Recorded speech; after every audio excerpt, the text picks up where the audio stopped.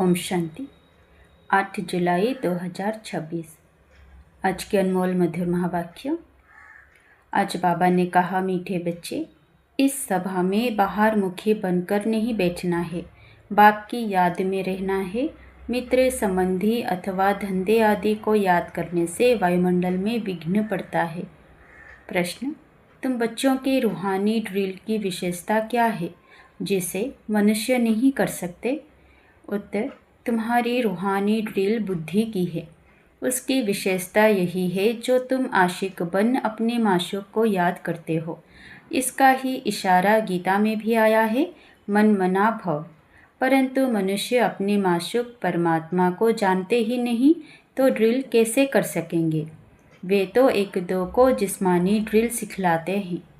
ओम शांति। बच्चे भी समझते हैं, बाप भी समझते हैं कि बच्चे व योग कराने वाले यहाँ क्या कर रहे हैं। याद के यात्रा की ड्रिल करा रहे हैं। मुख से कुछ भी कहने का नहीं है। किसकी याद में है? परमपिता परमात्मा शिव बाबा की। उनकी याद में रहने से हमारे जो भी विकर्म हैं वो भस्म हो जाएंगे और विकर्माजीत बन जाएंगे। जितना जो याद की ड्रिल में रहेंगे, यह आत्मा की ड्रिल है, शरीर की नहीं। भारत में जो भी ड्रिल सिखलाते हैं वह सब हैं जिस्मानी, यह है रूहानी ड्रिल। इस रूहानी ड्रिल को तुम बच्चों के सिवाय कोई जानते ही नहीं। रूहानी ड्रिल का इशारा गीता में है जरूर। भगवान वाच अथवा भगवान के बच्चों का भी वाच है। तुम अभी भगवान शिव बाबा के बच्चे बने हो ना। बच्चों को फरमान मिला है, मामे कम याद करो।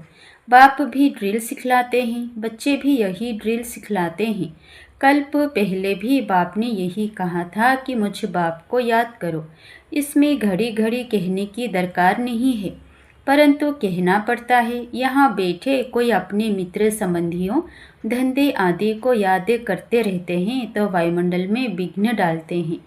बाप कहते हैं, जैसे यहाँ तुम याद में बैठे हो ऐसे ही चलते फिरते कर्म करते हुए याद में रहना है।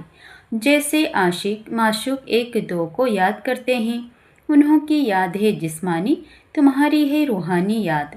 आत्माएं भक्ति मार्ग में भी आशिक होती हैं परमपिता परमात्मा माशूक की, परंतु माशूक को जानते नहीं है, न अपनी आत्मा को जानते हैं।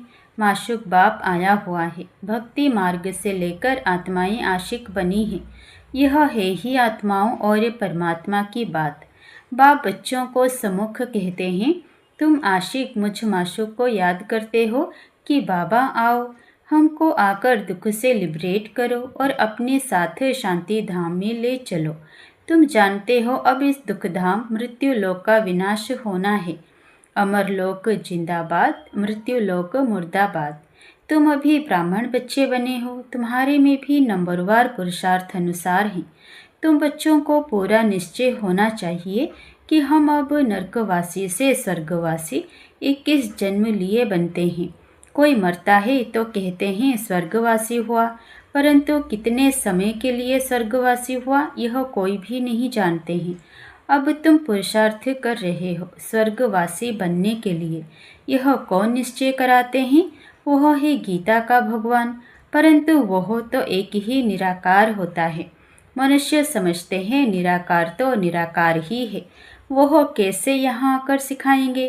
बाप को ना जानने के कारण ड्रामा अनुसार श्री कृष्ण का नाम भूल से डाल दिया है। श्री कृष्ण और शिव का संबंध इस समय नज़दीक है। शिव जयंती होती है संगम पर, फिर कल होगी श्री कृष्ण जयंती। शिव जयंती है रात में, श्री कृष्ण जयंती है सवेरे। उसको प्रभात कहेंगे। जब शिवरात्रि पूरी होती है तब फिर श्री कृष्ण जयंती होती है। यह बातें बच्चे ही समझ सकते हैं, कायदा है। यहाँ सभा में कोई बाहर मुखी ना हो। बाप की याद में रहना है। मनुष्य पुकारते भी हैं, हे पतित पावन आओ, आकर पावन बनाओ, परंतु ड्रामा अनुसार पत्थर बुद्धि कुछ भी समझते नहीं। अगर जानते होते तो बताते। उनको यह भी पता नहीं है कि अभी कलयुग का अंत है, फिर जब बाप आते हैं तब आदि होती है। मनुष्य तो बिल्कुल घोर अंधियारे में है। लोग समझते हैं कलयुग में अर्जुन 40,000 वर्ष पड़े हैं। बेहद का बाप समझाते हैं, हद का बाप कब पतित पावन हो ना सके। बापू नाम तो बहुतों के रख दिए हैं, बुजुर्ग को भी बापू अथवा पिताजी कहते हैं। यह रूहानी पिताश्री तो एक ही है जो पतित पावन ज्ञान का सागर है। बच्चों को पावन होने के लिए ज्ञान चाहिए। पानी में स्नान करने से कोई पावन थोड़े ही बनेंगे। तुम जानते हो शिव बाबा हमारे सामने इस तन में प्रत्यक्ष है।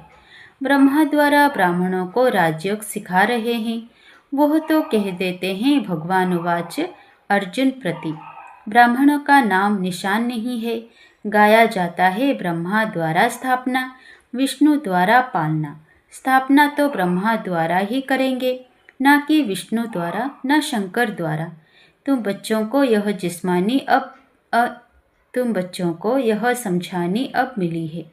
बाप को यहाँ आना पड़ता है, वापस तो कोई भी आत्मा जा नहीं सकती।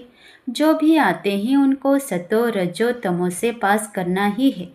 श्री कृष्ण भी पूरे 84 जन्म लेते हैं और पूरे 5000 वर्ष पाठ बजाया। जब आत्मा पेट में है तो भी जन्म तो है। श्री कृष्ण की आत्मा जब सतयुग में आती है, गर्भ में प्रवेश किया, तब से लेकर 5000 वर्ष में 84 जन्मों का पाठ बजाना है। जैसे शिव जयंती मनाते हैं तो इसमें बैठा है ना, श्री कृष्ण की आत्मा भी गर्भ में आई, चुरपुर हुई। उस समय से लेकर 5000 वर्ष का हिसाब शुरू होता है।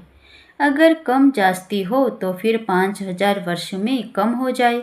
यह बड़ी सूक्ष्म समझने की बातें हैं। बच्चे जानते हैं श्री कृष्ण की आत्मा फिर से यह ज्ञान ले रही है, फिर से श्री कृष्ण बनने के लिए। तुम भी कंसपुरी से कृष्णपुरी में जाते हो। यह बातें बाप बेट बच्चों को समझाते हैं। बाबा कहते हैं माया बड़ी दुस्तर है, अच्छे अच्छे महारथियों को भी हरा देती है।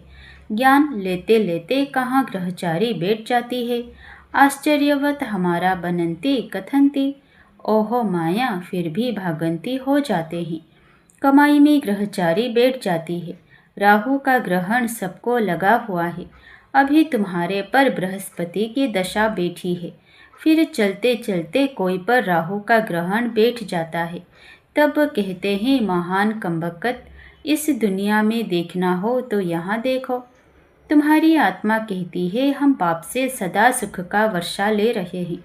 बाबा आपसे कल्प पहले भी यह वर्षा लिया था, फिर से अब बाप के पास आए हैं। बाप ने समझाया है, बाहर तुम्हारे सेंटर्स पर बहुत आएंगे समझने के लिए। यहाँ यह है इंद्र सभा, इंद्र शिव बाबा है ना, जो ज्ञान वर्षा बरसाते हैं। तो ऐसी सभा में पतित कोई आ नहीं सकता। सब्ज परी पुखराज परी जो ब्राह्मणियाँ पंडा बन आती हैं, उनको कहेंगे अपने साथ कोई भी विकार में जाने वाले को नहीं ले सकते, नहीं तो दोनों रिस्पॉन्सिबल हो जाते हैं। किसी विकारी को साथ ले आए तो उन पर बहुत दाग लग जाते हैं, फिर बहुत भारी सज़ा मिल जाती है। परियों के ऊपर बहुत रिस्पॉन्सिबिलिटी है। कहते हैं मानसरोवर पर स्नान करने से परी बन जाते हैं। वास्तव में यह है ज्ञान मानसरोवर। बाबा मनुष्य तन में आकर ज्ञान वर्षा बरसाते हैं। ज्ञान सागर है ना, तुम नदी भी हो, सरोवर भी हो।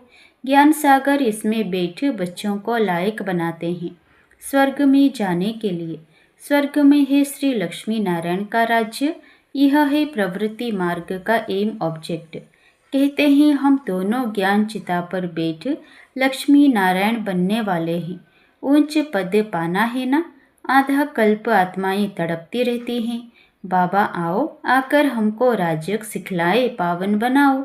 बाप इशारा देते हैं। भारतवासी जो देवी देवताओं को मानने वाले हैं, उन्होंने जरूर 84 जन्म भोगे हैं। जो देवी देवताओं के भगत हैं, कोशिश कर उनको समझाओ। बाप कैसे आकर 3 धर्म स्थापन करते हैं। ब्राह्मण, सूर्यवंशी, चंद्रवंशी, तीनों धर्म बाप स्थापन करते हैं। आधा कल्प फिर और कोई धर्म स्थापन नहीं होता है। फिर आधा कल्प में कितने मठ पंथ आदि धर्म ढेर के ढेर स्थापन होते हैं।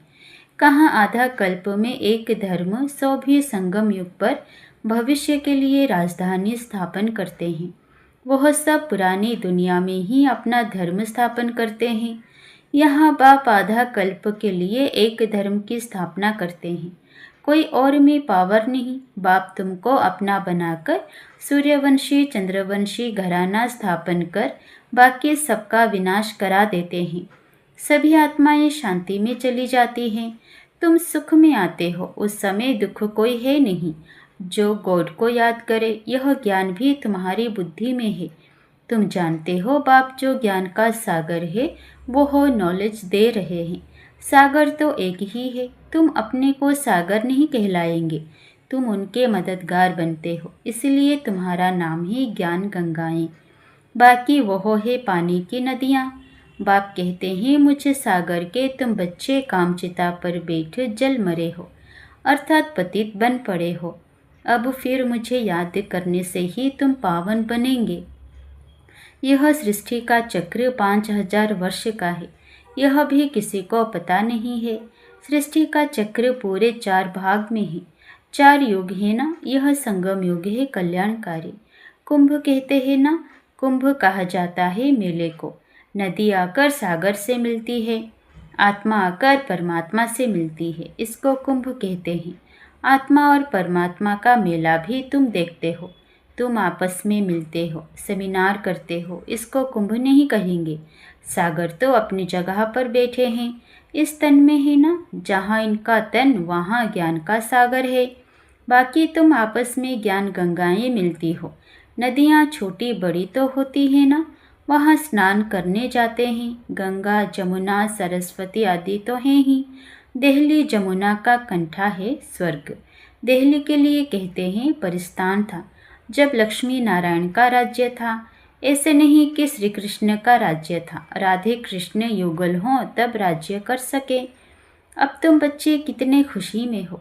माया के तूफान तो बहुत आएंगे। बेहद की बॉक्सिंग है। हर एक के 5 विकारों के साथ युद्ध चलती है। हम चाहते हैं बाबा को निरंतर याद करें। माया हमारा योग उड़ा देती है। एक खेल भी दिखाते हैं, परमात्मा अपनी तरफ खींचते हैं, माया अपनी तरफ। ऐसा एक नाटक बनाया है। बाइस्कोप का फैशन अभी निकला है। तुमको ड्रामानुसार बाइस्कोप पर ही समझाना था। नाटक में तो बदली सदली होती है। यह तो अनादि अविनाशी ड्रामा बना हुआ है, बना बनाया है। बनी बनाई बन रही। फलाना मर गया, इतना ही पार्ट था। हम चिंता क्यों करें, ड्रामा है ना। शरीर छोड़ दिया फिर थोड़े ही आ सकता। रोने से फायदा ही क्या। इसका नाम ही है दुखधाम। सतयुग में मोहजीत राजाएं होते हैं, इस पर कहानी भी है। सतयुग में मोह की बात होती नहीं। यहाँ तो मनुष्यों का कितना मोह है। किसको रोना ना आए तो रोकर भी उनको रुला देंगे, तो समझें कि यह अफसोस करते हैं, नहीं तो ग्लानि हो जाए। भारत में ही यह सब रिवाज है। भारत में ही सुख, भारत में ही बहुत दुख होता है। भारत में गॉड गॉडेज राज्य करते थे। विदेशी लोग पुराने चित्र बड़ी खुशी से लेते हैं। पुरानी चीज़ का मान होता है। सबसे पुराना शिव तो यहाँ आया था ना, उनकी कितनी पूजा करते हैं। अब तो शिव बाबा आया है, तुम पूजा नहीं करेंगे, वो होकर गया है तो उनकी पूजा करते रहते हैं। अच्छा, मीठे मीठे सिकिलधे बच्चों प्रति माता पिता बाप दादा का याद प्यार और गुड मॉर्निंग। रूहानी बाप की रूहानी बच्चों को नमस्ते। धारणा के लिए मुख्य सार। पहला, ड्रामा के ज्ञान को बुद्धि में रख निश्चिंत बनना है। किसी भी प्रकार की चिंता नहीं करनी है, क्योंकि जानते हैं बनी बनाई बन रही निर्मोही बनना है। दूसरा, बाप द्वारा जबकि बृहस्पति की दशा बैठी है तो संभाल करनी है, राहु का ग्रहण ना लग जाए। कोई भी ग्रहचारी हो तो उसे ज्ञान दान से समाप्त करना है। वरदान, स्वयं के टेंशन पर अटेंशन देकर विश्व का टेंशन समाप्त करने वाले विश्व कल्याणकारी भव। जब दूसरों के प्रति जास्ती अटेंशन देते हो तो अपने अंदर टेंशन चलता है। इसलिए विस्तार करने के बजाय सार स्वरूप में स्थित हो जाओ। क्वांटिटी के संकल्पों को समाकर क्वालिटी वाले संकल्प करो। पहले अपने टेंशन पर अटेंशन दो, तब विश्व में जो अनेक प्रकार के टेंशन हैं उनको समाप्त कर विश्व कल्याणकारी बन सकेंगे। पहले अपने आप को देखो, अपनी सर्विस फर्स्ट। अपनी सर्विस की तो दूसरों की सर्विस स्वतः हो जाएगी। स्लोगन: योग की अनुभूति करनी है तो दृढ़ता की शक्ति से मन को कंट्रोल करो। अव्यक्त इशारे: ज्वाला स्वरूप स्थिति में रह शक्तिशाली याद का अनुभव करो। जितना स्थापना के निमित्त बने हुए ज्वाला रूप होंगे, उतना ही विनाश ज्वाला प्रत्यक्ष होगी। संगठन रूप में ज्वाला रूप की याद विश्व के विनाश का कार्य संपन्न करेगी। इसके लिए हर सेवा केंद्र पर विशेष योग के प्रोग्राम चलते रहें तो विनाश ज्वाला को पंखा लगेगा। योग अग्नि से विनाश की अग्नि जलेगी, ज्वाला से ज्वाला प्रज्वलित होगी। अच्छा, ओम शांति।